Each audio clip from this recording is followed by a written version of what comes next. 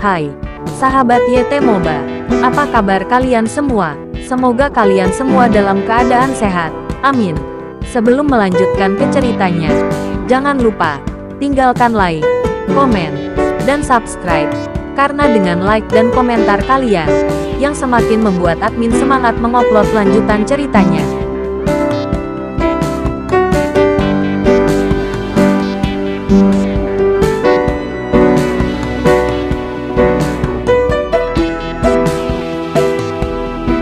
Episode 541. Kisah Ariel, anak bos besar yang berpura-pura culun. Raditya memiliki senyum pahit di wajahnya. Dia sudah lama berharap Ariel akan menghadapi situasi seperti itu suatu hari nanti.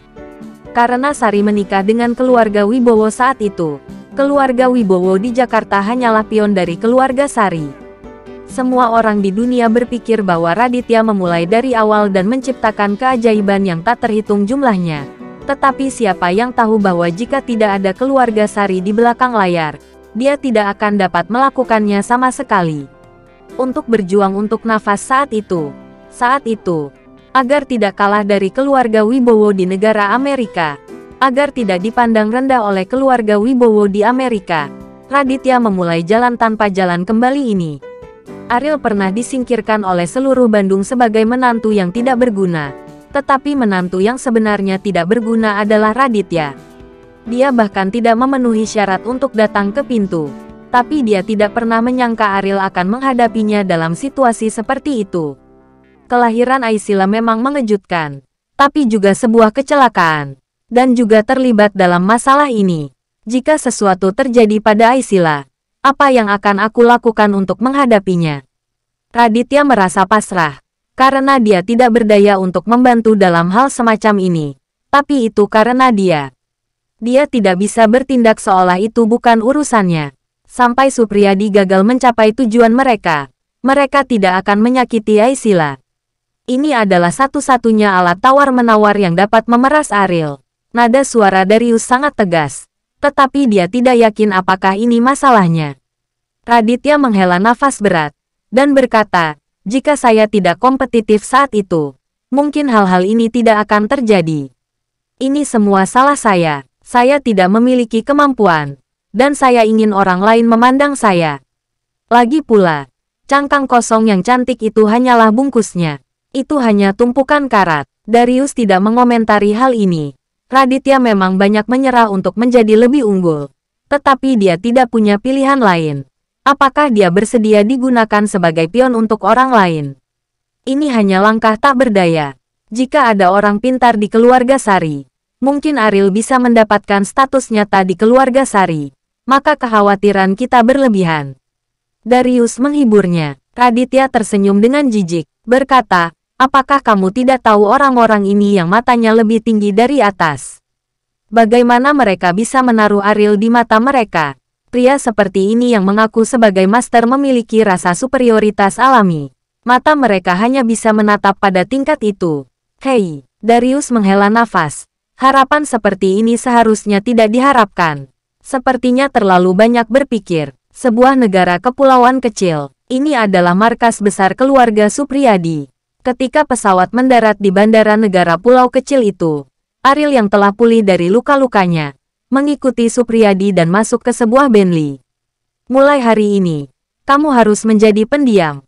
Keluarga Sari telah bekerja keras untuk memasuki level itu, tetapi efeknya minimal. Pusat bumi hanyalah salah satu dari sekian banyak rencana keluarga Sari. Dan Supriyadi juga merupakan sosok yang relatif transparan dalam keluarga. Jadi dia bertaruh dan mengambil tugas pergi ke pusat bumi. Supriyadi adalah anak kedua di antara generasi muda. Ada kakak laki-laki dan adik laki-laki. Dan baik kakak laki-laki maupun adik laki-laki telah mencapai hasil yang memuaskan dalam keluarga. Tetapi dia adalah satu-satunya yang tidak bisa naik. Demikian juga untuk Supriyadi. Ariel adalah modal baginya untuk mengubah statusnya dalam keluarga. Selama kinerja Ariel dapat memuaskan Patriark Supriyadi, statusnya akan naik secara alami. Bagi Supriyadi, keinginan terbesarnya adalah membawa keluarganya ke dimensi itu. Dan siapapun yang dapat memainkan peran yang menentukan dalam masalah ini akan dapat memperoleh posisi patriark masa depan. Posisi kepala keluarga Supriyadi dapat mengendalikan ekonomi yang sangat besar, dan 3 bersaudara dari keluarga Supriyadi diam-diam bersaing untuk ini. Rumah besar keluarga Supriyadi, seperti kastil kuno, megah dan megah. Ariel dapat dianggap sebagai orang yang berpengalaman, dan dia pernah tinggal di villa paling mewah di lereng gunung di Bandung. Tetapi dibandingkan dengan kastil kuno ini, Ariel menemukan bahwa pemahamannya tentang kata kemewahan masih terlalu terbatas. Di depan kastil kuno ini, villa di lereng gunung hanya bisa dianggap sebagai kamar mandi. Supriyadi, ku dengar kamu menghancurkan seluruh pusat bumi. Kamu sangat kuat. Pusat bumi dapat menciptakan banyak kekayaan untuk keluargamu setiap tahun. Kamu benar-benar menghancurkannya. Itu uangku. Di pintu, seorang pemuda berdiri di depan Supriyadi dan menghalangi jalannya. Ferdinand, kakak Supriyadi. Nangong Supriyadi tersenyum menghina dan berkata, Ferdinand, apakah kamu mulai bermimpi menjadi patriark lagi? Apakah kamu punya pendapat lain? Selain aku, apakah kamu masih bisa menjadi patriark? Sama sekali bukan Supriyadi di matanya. Melihat situasi ini, Ariel tersenyum tipis. Sepertinya Ferdinand ini juga sama, dan Supriyadi tidak sekuat yang dia bayangkan. Apa yang kamu tertawakan? Aku pernah mendengar tentang kamu sampah. Supriyadi merencanakan pertunjukan yang bagus untukmu. Sayang sekali tidak ada yang mempercayainya, kata Ferdinand dengan jijik. Berita tentang pusat bumi sudah menyebar di rumah. Hampir semua orang tahu bahwa Ariel membunuh semua orang di pusat bumi. Tetapi Ferdinand sama sekali tidak mempercayai hal semacam ini. Dan sekarang melihat bahwa Ariel tidak sekuat yang dia bayangkan, dia merasa bahwa semuanya hanya karena Supriyadi sengaja menciptakan citra yang kuat untuk Ariel itu saja. Ferdinand, sayang sekali kamu tidak melihat pertunjukan bagus ini dengan matamu sendiri. Kalau tidak, kamu akan takut setengah mati, kata Supriyadi dingin. Pada saat ini, sosok tinggi mendekati Ferdinand, setinggi 2 meter, dengan otot seperti air tembaga, memancarkan bau yang menakjubkan. Dia merasa seperti gunung kecil. Ferdinand tersenyum penuh kemenangan, berkata, ini adalah orang yang saya bawa kembali. Tetapi jauh lebih baik daripada sampah ini. Dia akan mati malam ini. Apakah kamu percaya? Tapi Supriyadi telah menaruh semua hartanya pada Ariel, dan dia tidak akan pernah membiarkan dirinya kalah. Mari kita lihat. Supriyadi selesai. Dia berjalan ke kastil tanpa melihat ke belakang. Ferdinand masih berteriak di belakang punggungnya. Saudaraku, jangan menangis seperti yang kamu lakukan ketika kamu masih kecil malam ini. Saudaraku tidak akan pernah membiarkanmu pergi. Membawa Ariel kembali ke kamarnya, Supriyadi sangat marah. Dia menghancurkan semua yang ada di ruangan itu yang bisa dihancurkan. Dari permusuhan yang dia tunjukkan, Ariel bisa merasakan kemarahan karena diabaikan di keluarganya. Dan kemarahan semacam ini pasti tidak terbentuk dalam waktu singkat. Pasti terakumulasi dalam jangka waktu tertentu. Kamu bunuh pria itu untukku malam ini. Jika kamu tidak bisa melakukannya, putrimu akan menjadi wanita tanpa senjata di masa depan.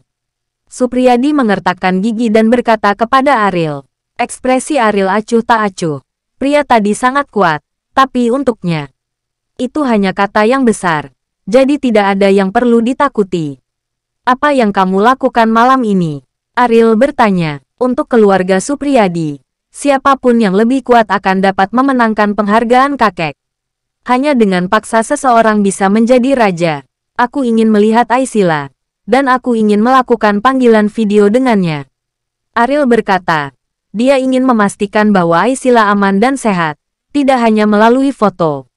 Supriyadi berjalan di depan Ariel, hampir mendekati ujung hidung Ariel. Menggertakkan giginya dan berkata, ingat, kamu hanyalah seorang pelayanku, dan pelayan tidak memenuhi syarat untuk menegosiasikan persyaratan dengan majikannya. Apa yang harus saya tanyakan? Kamu harus melakukan sesuatu. Ariel melihat langsung ke Supriyadi, dan setelah mengetahui situasi Supriyadi, dia pikir dia memiliki modal untuk bernegosiasi dengan Supriyadi. Karena Supriyadi harus mengandalkannya untuk menjadi lebih tinggi, pendidikan dalam status keluarganya. Supriyadi, kamu bisa menggunakan Aisila untuk memerasku, tapi aku juga bisa membuatmu tidak punya apa-apa. Jika kamu ingin membuktikan diri di depan patriark keluargamu, setujui saja persyaratanku, kata Ariel dengan tegas. Bersambung.